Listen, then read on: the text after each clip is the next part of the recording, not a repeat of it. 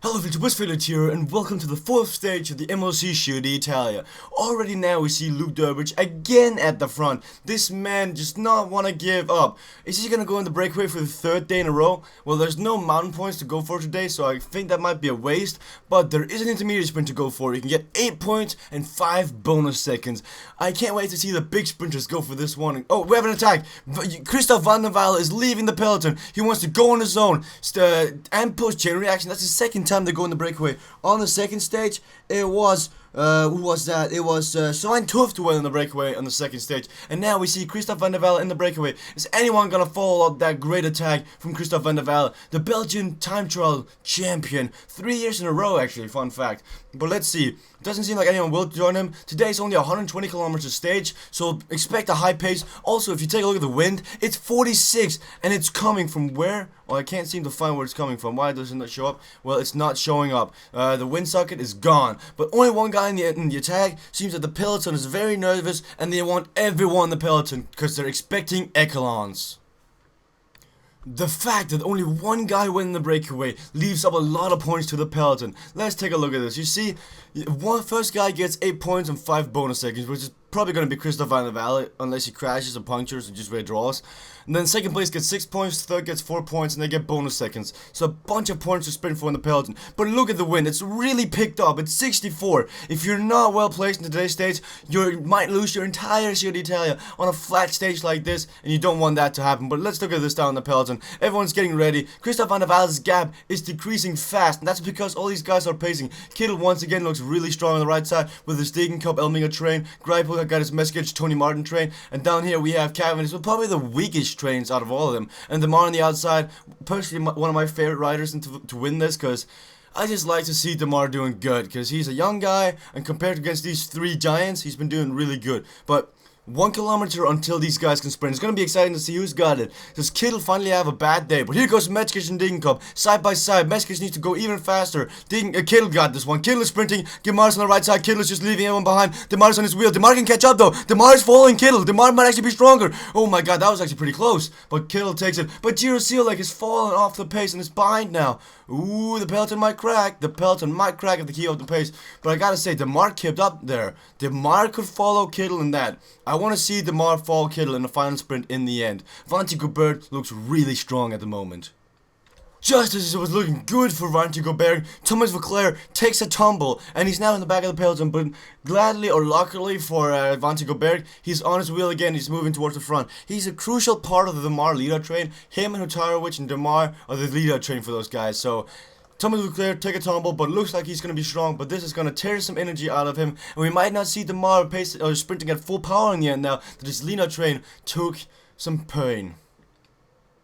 Albacini takes a tumble. Albacini has been down, and he crashes just as the peloton crashed. Let's see who's down here. Let's take a look. Doesn't seem like any of the big guys are down here, but we see Luke Durbridge is down here, Van Steen is down here, Keshikov is down here, Van Alman, Rogers, Girons, Murkov, Boss, none of the big guys, but Luke Durbridge is down here. Luke Durbridge is down here. Doesn't matter because he's not going for the GC, but that was the first crack of the day, and the wind is up to 68. They're saying it should get up to 70, so watch out. In the final sprint, there is gonna be time gaps. Oh, it's crashing again. It's cracking right at Viviani and Bucklands. It's cracking right here. Oh, they're keeping up the pace. Oh, I would not be Christoph van der Waal in the front right now. Imagine going alone in these conditions. It would suck. The reason the wind is so high is because we got the water right next to us. That's why the wind is so high. But expect even more echelons. Otherwise, if no more echelons happen, I will be kind of disappointed because this setup is amazing. So let's take just a few seconds to check how the overall GC is looking with the sprinters. Of course, we have Kittel in first place. Then the guy closest to him seems to be Cavendish, 8 seconds behind. And then the other guys are nowhere to be seen, really. So if actually Tom Bonen is also here 8 seconds behind. So if either Tom Bonen or Cavendish gets second or first, and Kittel does not get top 3, either of those guys can take the Maglia Rosa today. It's so close. The GC is so close of who's going to wear that. And Christoph van der Waal, with 24 kilometers to go, looks like he's dead. He's putting up a valiant effort, just being all alone for 120 kilometers in terrible conditions. And as I said before, it was predicted to go to 70, and it's at 69 right now, so it's getting up there. I can't wait to see when the lead-out trains happen, because the pace is going to be upped a ton, and then people are going to start to fall behind. Already 34 people behind. It does not look too good for those guys. They're going to lose around 5 to 6 minutes. What about the other guys? Is it going to crack? If you're not well placed in your GC contender, you're going to be in trouble. We see Mike and Basso not really that well placed. Samuel Sanchez and Rui Costa don't like their position. Koski is pretty far behind. A lot of people are not placed very well going into these final kilometers.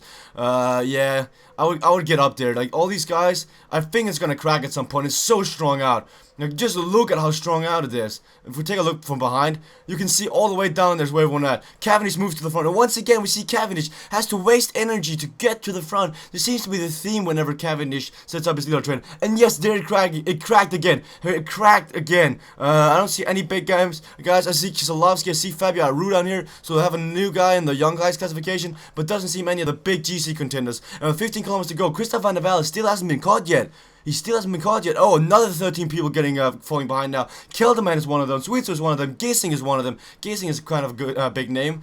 Oh my god, this sucks. But more people are going to fall behind as we get into the final 10 kilometers because the pace is going to be so high. It's going to be unbelievable. It's going to be so rough to catch on to this page. Now we see Kittel must be strong today because CCC Polestar is doing their best to lead him out. We don't see where he is though. Oh, sitting down here in Degen Cup and Sabel doing really good. Botner's blocked his own lead out train actually. Oh, 37 people. The peloton is cracked. Rafael Micah is down here. Sanchez is down here. Big names are down here. Big names are falling behind. Barta, 37 people up here. It's going to crack again. We have a 37-man leader, a 37-man group up here.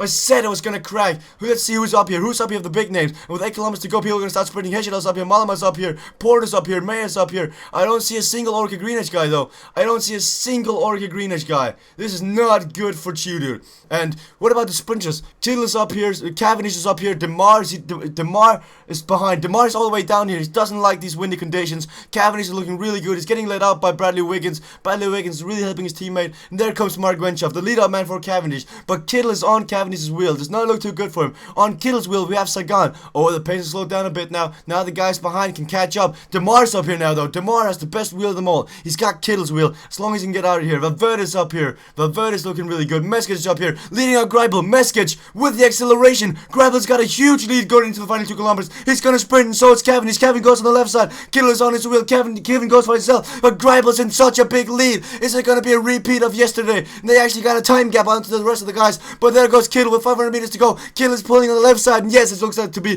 Kittel's going to be the strongest today. Greipel's on his wheel. He did his best, and he's going to get 2nd place. But Kittel is just so strong. Cavendish getting 3rd place, Metzger's getting 4th, Sagan, Demar, and Bowden sprinting for 5th place. But the big title today, the news title today, Echelons, everything is going to be shaken up after today. Everything is going to be shaken up. The GC is going to be turned upside down. Alejandro Valverde seems to be the biggest favorite in this group with 8th position, so we're sure that he survived. Let's take a look. Where are some of the bigger names? Gilbert, I need to find Horner. Horner just crossed the line, so it might have been that group Hesjedal crossed. Kostas just crossing now. Port was in that group. Kwiatkowski just crossed the line. Jürgen van der Broek just crossed. So we'll be seeing at the podiums where everyone is. This is rather disappointing for some teams, and that means that some teams now have to go for breakaways to win stages and no longer go for the GC, because some of the GC contenders lost a lot of time in such an easy stage like this. The win really made a difference. Here we go. We got confirmation that Kittel won the stage and there was no time gap in the final sprint. Meskic actually getting 4th place. So Greipel and Meskic, a great team up right there between those guys. Cavendish getting 3rd place. Cavendish has to be the big disappointment so far, not winning a single stage. And Kittel gets the lead. Kittel has the Maglia Rosa. Cavendish 2nd. Look at this GC. It's turned upside down. This is... oh my god, this is so weird. Like, it's just...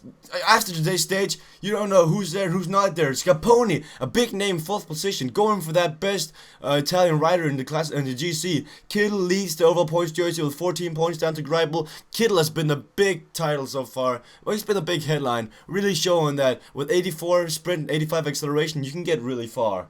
Great pick by CCC Polestar. Luke Durbridge, of course, keeps his mountain classification. Nothing changed in that. Let's take a look at the young guys classification. Ilya Viviani is going to be wearing the white guy, the white jersey for the next stage. What a surprise. It also seems like Bettencourt was up there in the end, so Team Upton did pretty good there. Rick Zabel is also doing really good. But Ilya Viviani, what a troll. Team Katusha in 1st place in the overall team classification. Looking really strong for them. 5 Hour Energy is also up there. Team 3N lost a lot of time today, so... Seems like some of those guys might have fallen behind, but let's take a look at some of the big names now. Now we can get an overview of what was going on. So let's take Jean-Christophe Pellour losing a lot of time for Van Gogh. Thomas Vauclair's up there though, it's pretty good. You can check Roman Kreuziger lost a lot of time today. That is back for Trek Factory Racing. Tuspo Flandrin, both Sabaldia and Hesjedal was up there. Dan Martin lost 5 minutes. Samuel Sakis lost 3 minutes. Might be a good thing for Tuspo Flandrin, that way they have a solid leader. Now they have the rifle rider Hesjedal, and these guys can go in the breakaway. Who else is here? Think of Saxo Bank. Not really affect them at all. They're only going for Greipel. They're going for the sprints. Team Sky, Lewis and Scaponi survived. Michael Rogers fell behind. Simon Clark does not really pay a difference. Roberto Uran lost a minute 55. That is bad for them. That's bad news for Team Neta. They were not well placed. They weren't ready for this. Katusha were the big winners today, it seems like.